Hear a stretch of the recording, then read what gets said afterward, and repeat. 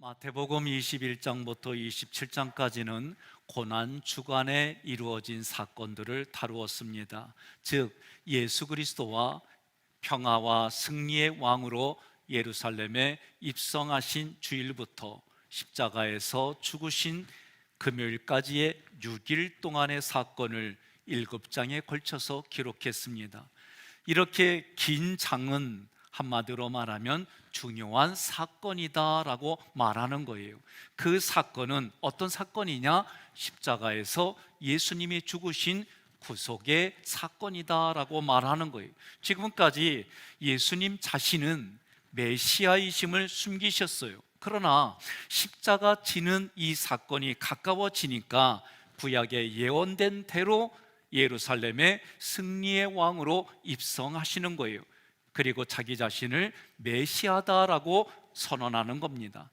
예수님을 나에게 그리스도로 살아계신 하나님의 아들로 고백하며 신앙생활 하시기를 주님의 이름으로 권면하며 축복합니다. 1절의 첫 번째 구절, 그들이 예루살렘에 가까이 가서 감난산 벳바게에 이르렀을 때에, 이 예루살렘은 평화의 터전이다라는 뜻이에요. 어떻게 우리에게 평화의 터전이 됩니까? 예수님이 십자가에서 죽으심으로 하나님과 나의 관계가 화평한 관계가 됐다. 이것이 평화의 터전이다라고 얘기를 하는 거예요. 감난산은 감람나무가 많은 산입니다. 감람나무의 열매로 우리는 올리브 기름을 먹습니다. 감람산은 주님이 기도하신 장소입니다. 주님이 잡히신 장소입니다. 주님이 하늘로 승천하신 장소예요. 감람산은 한마디로 말하면 하나님의 계획한 대로 자신을, 하나님께서 계획하신 대로 예수님 자신을 구원의 도구로 준비하는 장소라는 거예요.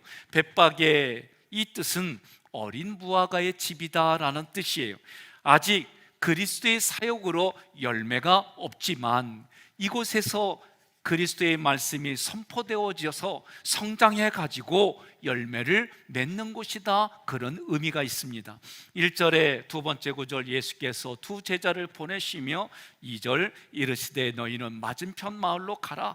구원자 예수님께서 두 명의 제자를 맞은편 마을에 보내시며 말씀하는 겁니다. 내용은 2절의 두 번째 구절, 그리하면 곧 메인 나귀와 나귀 새끼가 함께 있는 것을 보리니, 누군가가 묶어놓은 암나귀가 있습니다. 새끼가 함께 있습니다. 이것을 너희가 그곳에 가면 보게 된다, 이런 뜻인데, 이 구절은 이런 의미가 있습니다. 예수님께서 구약의 예언을 인용하는 거예요. 구약의 예언을 인용해서 자기 자신이 메시아다, 구약으로부터 준비된 메시아다, 그렇게 말하는 거예요. 구약의 스가랴 선지자에게 하나님이 이렇게 말했어요. 함께 봉독합니다. 시온에 따라 크게 기뻐할지어다, 예루살렘에 따라 즐거이 부를 지어라. 보라, 내 왕이 내게 임하시나니 그는 공의로우시며 구원을 베푸시며 겸손하여서 나귀를 타시나니 나귀의 작은 것 곧 나귀 새끼니라. 아멘. 하나님께서 스가랴 선지자에게 말씀하셨어요. 스가랴 선지자는 그 말씀을 들은 대로 선포했습니다. 선포한 그 말씀이 오늘 본문에 지금 예수님이 하나님의 계획대로 예루살렘에 성경에 쓰여진 대로 평화의 왕으로 들어가시려고 한다. 정복자의 말을 타고 들어가는 것이 아니라 나귀 새끼, 멍에를 맨 나귀의 새끼를 타고 평화의 왕으로 오셨다. 이 모습은 지상적인 개념이 아니라는 거예요. 우리가 기대하는 그런 힘 있는 권력자의 모습이 아니라는 거예요. 물질을 우선적으로 두는 물질의 왕으로 오신 것이 아니라 하늘의 신령한 복으로, 그 하늘의 신령한 복을 우리에게 주시려고 오셨다는 거예요. 에베소서 1장 3절 함께 봉독합니다. 찬송하리로다 하나님 곧 우리 주 예수 그리스도의 아버지께서 그리스도 안에서 하늘에 속한 모든 신령한 복을 우리에게 주시되. 아멘. 신령한 복을 우리에게 주시려고 오셨다는 겁니다. 다시 말하면 그리스도가 오신 것은 정의를 시행하려고 오신 것이 아니에요. 죄 지은 것 때문에 하나님과 관계가 끊어진 그 관계를 하나로 다시 평강의 관계로 만들어 주려고 우리의 죄를 용서하시려고 오셨다는 거예요. 사람들을 영적으로 구원하려고 오셨다는 겁니다. 십자가를 통해서 하나님과 사람들을 화해시키려고 평화의 왕으로 오셨다는 거예요. 그러나 그리스도께서 다시 오실 때는, 성경은 재림주로 오신다라고 표현해요. 다시 오실 때는 구원받은 자와 구원받지 못한 자 모두에게 하나님의 의를 행하시는 심판자로 오신다는 거예요. 그러니 지금의 시대는 우리가 예수를 잘 믿어야 되는 거예요. 여러분 신앙생활 잘 하시기를 주님의 이름으로 권면합니다. 우리 옆에 분에게 인사합시다. 있을 때 잘 믿읍시다. 살아있을 때 예수님 잘 믿어야 되는 거예요. 2절의 세 번째 구절, 풀어 내게로 끌고 오라. 이 말씀은 묶여있는 나귀를 풀어서 내게로 끌고 오라고 명령하는 거예요. 오늘날 이렇게 했다면 큰일 나요. 시골에 가가지고 묶여있는 개 목걸이 또는 염소 또는 소의 그 끈을 잡고 나갔다가는 도둑놈으로 몰려서 큰일 나요. 아니 어떻게 남의 것인데 지금 마치 자기 것처럼 끌고 오라는 거예요. 이 구절의 의미는 모든 만물의 주인은 예수님이다라고 예수님이 말씀하는 거예요. 3절의 첫 번째 구절, 만일 누가 무슨 말을 하거든 주가 쓰시겠다 하라. 이 구절은요, 너와 나의 구원자 예수님께서 지금 예수님이 이 나귀 새끼를 필요로 한다 그 얘기입니다. 3절의 두 번째 구절, 그리하면 즉시 보내리라 하시니, 그리하면 헬라어로 대라는 단어예요. 우의접속사입니다. 무슨 얘기냐면 지금부터 하는 말이 더 중요하다는 거예요. 미래에 너에게 즉시 보내줄 거라는 거예요. 아유, 이렇게 말대로만 되어지면 우리가 얼마나 좋아요? 우리는 부부간에도 설명해야 되고 부모와 자녀간에도 설명해야 되고 설명해서 납득이 되면 동의를 하지, 우리 이성은 그런 이성이에요. 동의가 되지 않으면 죽었다 깨어나도 못해요. 안 해요. 그리하면 즉시 보내리라. 4절, 이는 선지자를 통하여 하신 말씀을 이루려 하심이라 일렀으되, 구약의 스가랴 선지자의 입을 빌어서 선포된 하나님의 말씀대로 지금 예수님에 의해서 성취된다. 그러니 이 암나귀의 주인이 누군지 모르지만 그 사람도 구속사로 쓰임받은 거예요. 5절의 첫 번째 구절, 시온 딸에게 이르기를. 이 말씀은 시온의 딸은 하나님의 사랑을 받고 있는 모든 유대인들, 오늘날로 말하면 시온의 딸이라고 얘기를 한다면 하나님의 사랑을 받고 있는 모든 사람들이에요. 그들에게 명령하는 거요. 옆에 분에게 인사하겠습니다. 시온의 딸이 당신이랴 그러세요. 응? 하나님의 사랑을 받고 있는 사람이 누구냐? 나 아니에요? 이때는 아멘을 재수 있게 해야 돼. 아멘! 그래야 되는 거예요. 여러분 생각해 보세요. 배우자가 옆에 왔어요. 그랬더니 친구한테 누구야? 하고 물어봤더니 우리 집에서 일하는 운전사야. 남자도 기분 더럽게 나빠. 여자가 내 아내가 옆에 와서 누구야? 그랬더니 우리 집에서 일하는 가정부요. 기분 뒤집어요. 자녀들이 학교에 있길래 부모가 갔더니 애들이 야 누구야? 그랬더니 우리 집에서 일하는 머슴이요. 부모들 기분 상하는 거예요. 시온의 딸이란 하나님이 사랑하는 모든 사람이에요. 그들에게 명령하는 겁니다. 5절 두 번째 구절, 내 왕이 내게 임하나니 그는 겸손하여. 임한다 엘코마이는 하나님이 사랑하는 그 사람에게 그에게만 주신 왕으로 임명해서 보내는 왕을 말해요. 나에게 왕이 누구냐? 예수 그리스도입니다. 그 왕은 어떤 왕이냐? 겸손하다는 거예요. 5절의 세 번째 구절, 나귀 곧 멍에 매는 짐승의 새끼를 탔도다 하라 하였느니라. 나귀는 멍에 매는 짐승의 새끼, 이걸 강조했어요. 무슨 얘기냐면 탔도다 에피바이노는 올라탔는데 잠깐 올라탄 게 아니라 올라타서 계속 예루살렘 한중앙까지 올라가는 걸 말하는 거예요. 한번 생각해 보세요. 제가 어린애들 3살 미만의 애들이 타는 세발 자전거를 타고 제가 열심히 굴러. 그럼 여러분, 우리 목사님 화이팅 잘합니다 그럴게요? 아멘이 안 나오잖아요. 그리고 내 앞에서는 웃지만 뒤돌아가면,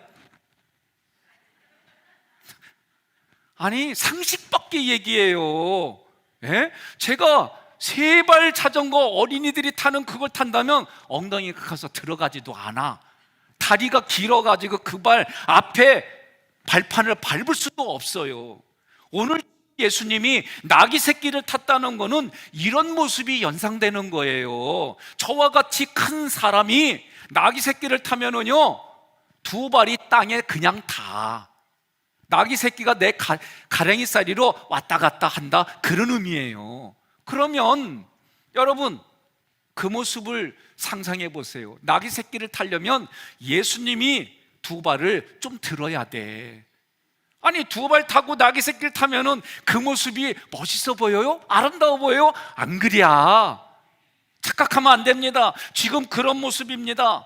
예수가 왕이라고 하는 이 소리를 들으며 긴장했던 사람들은 어떤 마음이 들어요? 아이고, 왕이 저 모습이요? 조롱거리가 되는 거예요. 상식 밖의 모습이에요. 십자가를 지는 방법도 그 사람들 눈에는 이해가 안 되는 거예요. 제자들도 이해가 안 되는 거예요. 십자가를 질 때에 예수님이 십자가를 지니까 다 도망갔잖아요.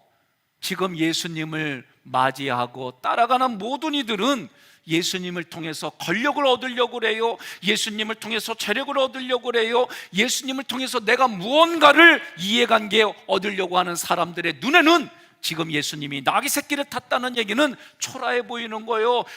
초라해 보여서 조롱거리가 되는 거예요. 비참한 모습일 뿐이에요. 그러나 신령한 복을 받은 사람들에게는 예수님의 모습이 다르게 보이는 겁니다. 말씀대로 보이는 겁니다. 말씀대로 하나님처럼 보이는 겁니다. 그래서 예수가 나에게 그리스도입니다. 예수가 나의 왕입니다 라고 고백하는 거예요. 그 예수가 그리스도로 이 땅에 오셔서 하신 일이 뭐냐? 수고하고 무거운 짐진 자들아 다 내게로 오라. 이 모습이 멍에를 매는 모습이다, 그 얘기예요. 멍에를 매는 짐승의 새끼를 타셨다라고 얘기를 하는 거예요. 예수 그리스도가 나의 아픔과 슬픔과 상처와 분노를 가져가시고 영원한 생명과 부활의 소망을 우리에게 주셨다. 이것이 또 다른 모습으로는 안수했다라고 하는 거고, 안수했다라고 하는 거는 오늘 선포되어지는 레마의 말씀이 나에게 주시는 레마의 말씀, 지금 백성현 목사가 선포되어지는 쉐마의 설교의 말씀이 나를 향한 하나님의 말씀으로 받아들일 때에 그런 예수님이 나에게 보일 뿐만 아니라 경험되어지는 줄 믿으시길 바랍니다. 6절에 제자들이 가서 예수께서 명하신 대로 하여, 제자들이 구원자 예수님 말씀에 순종합니다. 남들이 볼 때는 조롱거리고 비참해 보시는 모습일지라도 예수님의 제자들은 순종하는 자세를 보여주는 거예요. 세상의 기준과 가치에 순종하는 사람이 아니라 여러분과 저는 예수 그리스도 말씀에만 순종하는 믿음의 사람이 되시기를 주님의 이름으로 권면하며 축복합니다. 그래서 내가 예수 믿는다는 건 긍지를 갖는 거예요. 여러분, 내가 예수 믿기 때문에 어느 자리에 있든지 하나님 여기까지 인도해 주셨습니다, 감사합니다, 그렇게 표현하는 것이 잠시 기도하는 거예요. 남들이 옆에서 조롱해도 나는 그 하나님 바라보며 그런 믿음의 모습을 보이고 살아가는 거예요. 아멘이 줄어들면 내가 힘들어요. 7절 첫 번째 구절, 나귀와 나귀 새끼를 끌고 와서 자기들의 겉옷을 그 위에 얹으매, 나귀와 나귀 새끼를 끌고 온 제자 2명은 자신의 겉옷을 벗어서 나귀 새끼 등 위에 얹어놨다는 거예요. 이 모습이 어떤 모습이냐? 가난한 사람들의 일반적인 모습이에요. 지금 예수님을 따라가는 두 사람에게는 카드가 없어요. 오늘이라면 여러분이 카드 막 얘기하겠죠. 그런데 이 사람들은 가난해요. 가난한 사람들은 일반적으로 왕을 영접할 때, 자기의 존경하는 사람을 영접할 때에 겉옷을 벗어서 나귀 새끼 등에 얹는 거, 이 한마디로 말하면 최고로 존경의 표현이라는 거예요. 그 나귀 새끼 위에 겉옷을 벗으니까 예수님이 그 위에 탔단 말이요. 왕의 모습으로 탔단 말이에요. 8절 첫 번째 구절, 무리의 대다수는 그들의 겉옷을 길에 펴고 다른 이들은 나뭇가지를 베어 길에 펴고, 이 말씀은 무리의 대부분은 예수님께 존경을 표하느냐고 자기의 겉옷을 벗었단 말이에요. 그래서 깔은 거예요. 여러분, 영화제나 이런 또는 나라의 국빈이 오면 레드카펫을 깐다 그러잖아요. 그죠? 우리 교회도 레드카펫 있는 거 나 오늘따라 보이네. 그러니까 여러분들이 끝나고 나면 여기로 왔다 갔다 하세요. 나는 왕이다 말이지, 나는 그런 사람이다 말이지. 예? 다른 이들은, 이때 다른 이들은 헬라어로 알로스라고 하는 단어예요. 이 단어는 뿌리가 같은데 줄기가 다르다, 그 얘기예요. 지금 이 얘기는 무슨 얘기냐면, 이들이 나뭇가지를 베어서 길에 폈다는 할 때는 나무는 종려나무입니다. 승리, 평강 뭐 이런 뜻이 있어요. 이 종려나무를 베서 깔았다는 거예요. 그리고 그 가지를 가지고 흔들었다는 거예요. 무슨 얘기냐? 종려나무 가지는 왕이나 전쟁에 승리한 지휘관들이 걸어갈 때에 그 종려나무 가지를 깔아주는 행위로, 그 당시에 환영한다는 모습으로 최고의 마음을 담아서 표현한다는 그 모습이 종려나무 가지를 가지고 그렇게 하는 거예요. 이들은 어떤 기대가 있었습니까? 예수가 그리스도다라고 고백했어요. 예수가 메시아다라고 고백했어요. 어떤 기대가 있었냐면, 그 당시에는 로마의 압제에 고통당할 때예요. 로마에게 수탈을 당할 때예요.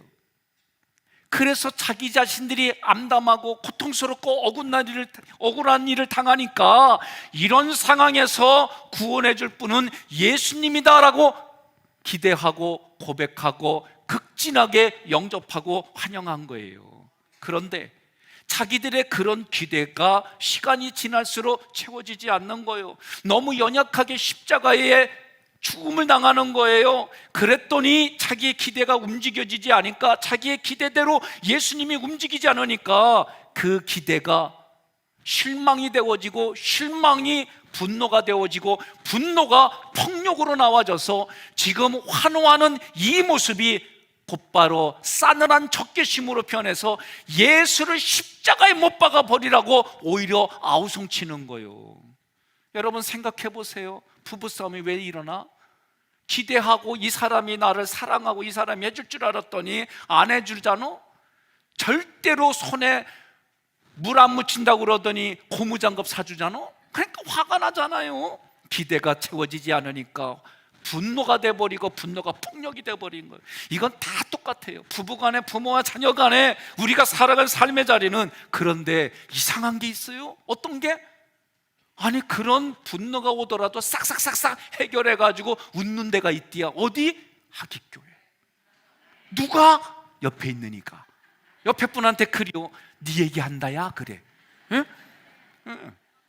여러분, 웃은 얘기가 아니에요. 이건 하루아침에 되는 게 아니에요. 훈련을 받아야만 가능한 일이요, 훈련을 받아서 자기를 경영해야만 가능한 일이에요.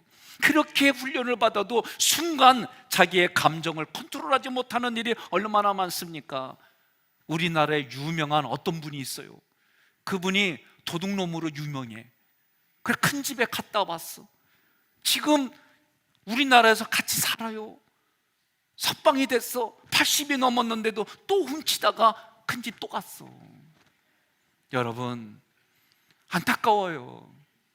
이런 일들이 어디 한두입니까? 9절에 앞에서 가고 뒤에서 따르는 무리가 소리 높여 이르되, 예수님 앞뒤에 있던 무리들이 계속해서 큰 소리를 질렀다는 거예요. 그 내용을 보니까 두 번째 구절, 호산나 다윗의 자손이여 찬송하리로다, 주의 이름으로 오시는 이여 가장 높은 곳에서 호산. 우리가 큰 소리로 같이 합시다. 시작. 호산나 다윗의 자손이여 찬송하리로다, 주의 이름으로 오시는 이여 가장 높은 곳에서 호산나, 이랬다는겨. 이런 소리가 끝까지 가기를 바랍니다. 여러분, 조금 마음에 안 든다고 하나님이 어디 계세요? 조금대로 자기 기도 안 들어준다고 기도해도 소용없어, 이런 얘기 하지 마요. 자기 조금 안 알아준다고 교회 나갈게요 그러지 말고, 아유 힘들어 내가 아주 그냥. 호산나, 이 호산나는 우리가 비옵나니 우리를 구원해 주세요, 나의 왕이시여 호산나, 이 얘기는 지금 나는 암담한 상황이니 나를 구원해 주세요, 이런 얘기입니다. 다윗의 자손이여, 이 얘기는 정치적인 메시아로 부른 거예요. 10절 첫 번째 구절, 예수께서 예루살렘에 들어가시니 온 성이 소동하여 이르되, 이 들어가시니 에이셀코마이는 예수님이 자원해서 적극적으로 지금 예루살렘의 한 중앙으로 올라가는 거예요. 이 얘기는 무슨 얘기냐면 십자가를 지려고 적극적으로 자원해서 십자가 지겠다고 걸어가신다, 그 얘기요.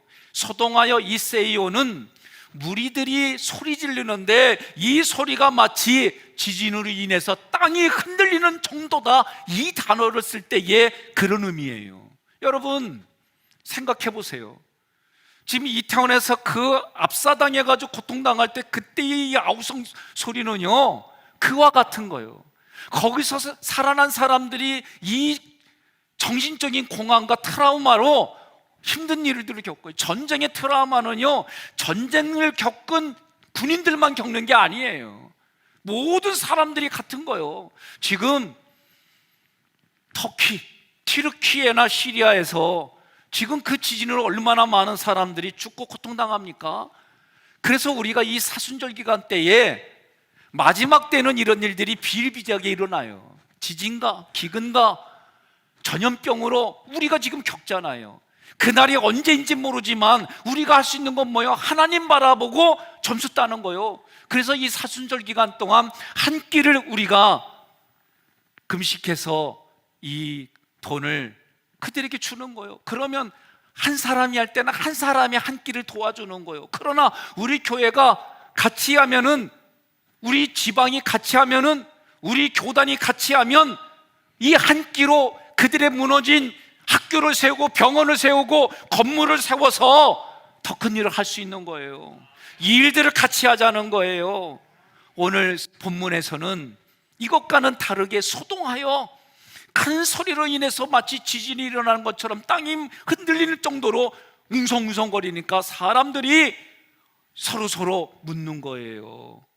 왜 이 정도로 소리가 났습니까? 자기의 현실이 암담합니다. 이 암담한 상황에서 구원해 줄 메시아를 기다렸더니 지금 나사렛 예수가 그런 메시아라고 얘기를 하니까, 기다렸던 메시아가 오니까, 오매불망 수십 년 수백 년을 기다린 메시아가 오니까 이들은 흥분에 들떠가지고 소리를 지르는 거예요. 그래서 묻는 겁니다. 10절의 두 번째, 이는 누구냐 하거늘, 무리가 서로에게 물어보는 거예요. 누구냐고, 오늘 이렇게 소동을 일으키는 그 근본의 사람이 누구냐고 자기 자신에게 물어봐요. 그 예수님이 누구냐고. 다시 말하면 오늘 이 자리에 와서 예배드리는 이유가 무엇이냐고 물어보십시오. 내가 믿는 예수가 진짜 내게는 누구냐고 물어보십시오. 나에게 필요만 주는 자녀냐 말이요. 우리 애들이 자기 필요할 때만 전화해요. 엄마 아빠 돈 줘. 예? 필요할 때만 부른단 말이에요. 서운해해요. 명절 때만 전화하면은요 서운해해요. 아쉬울 때만 아양 떨면은 참 알면서도 마음은 씁쓸하다고 그래요. 다들 하는 얘기예요. 11절, 무리가 이르되 갈릴리 나사렛에서 나온 선지자 예수라 하니라. 예수가 누구냐는 질문에 구약 성경에서 표현한 대로 신명기 18장 15절 함께 봉독합니다. 내 하나님 여호와께서 너희 가운데 내 형제 중에서 너를 위하여 나와 같은 선지자 하나를 일으키시리니 너희는 그의 말을 들을지니라. 아멘. 구약 창세기로부터 태고 쪽부터 약속한 그 메시아가 오늘 우리 눈앞에 우리에게 지금 여기에 왔다라고 지금 얘기를 하는 거예요. 너희가 기다리던, 네가 기다리던, 우리가 기다리던 메시아가 지금 여기 있어. 그러니까 서로가 그래요? 그러면서 서로가 얼마나 좋아해요. 그러면서 이들이 큰 소리를 부르는 겁니다. 호산나 다윗의 자손께 호산나 불러 왕 중의 왕, 이러면서 서로가 그렇게 크게 부르고 너무나 기뻐가지고 부르는 거예요. 당신은 영광의 왕입니다, 이렇게 부르지만 그 내면에는 예수는 무력으로 로마를 이길 영광의 왕입니다, 당신은 평강의 왕입니다가 아니라 당신은 전쟁으로 이기실 왕입니다, 그런 마음을 가지고 노래를 부르는 거예요. 당신은 하늘과 땅의 주입니다, 당신은 정의 아들입니다, 이렇게 찬양을 하지만 성국은 예수는 로마와 이 유대와 로마와 이 주변에 무력으로 이기신 주님입니다. 그분이 우리에게는 정의입니다. 천사가 무릎을 꿇고 우리는 이렇게 찬양을 부르지만 이 사람들은 그 찬양을 로마의 왕이 우리 앞에 무릎을 꿇었습니다, 그런 예수님을 경배하고 찬양합시다, 그러면서 호산나 다윗의 왕이요, 이들이 그렇게 부르는 거예요. 여러분, 이런 메시아가는 신의 나라를 로마의 압제로부터 구해내서 다윗 왕국과 같은 강성한 나라를 이룰 것을 기대하고 지금 이들이 호산나 다윗의 왕이요, 이렇게 손을 들고 환영하고 맞이한 거예요. 이게 인지오류적 시각이다라고 말하는 거예요. 그러니까 그런 기대가 채워지지 않으니까 며칠 있다가 예수님이 십자가에 처형당하는 모습이 보이니까 오히려 그 전에 십자가에 못 박으라고 외치고 십자가에 못 박으면서 침을 뱉고 조롱하는 거예요. 오늘 여러분, 예수가 나에게 누구냐고 고백할 때에 주는 그리스도시요 살아계신 하나님의 아들입니다 라고 고백하기를 바랍니다. 이재현 목사님의 영상을 보며 예수가 누구일까? 예수가 나에게 누구인지 스스로가 말씀을 곰곰이 곱씹으며 고백하기를 권면합니다.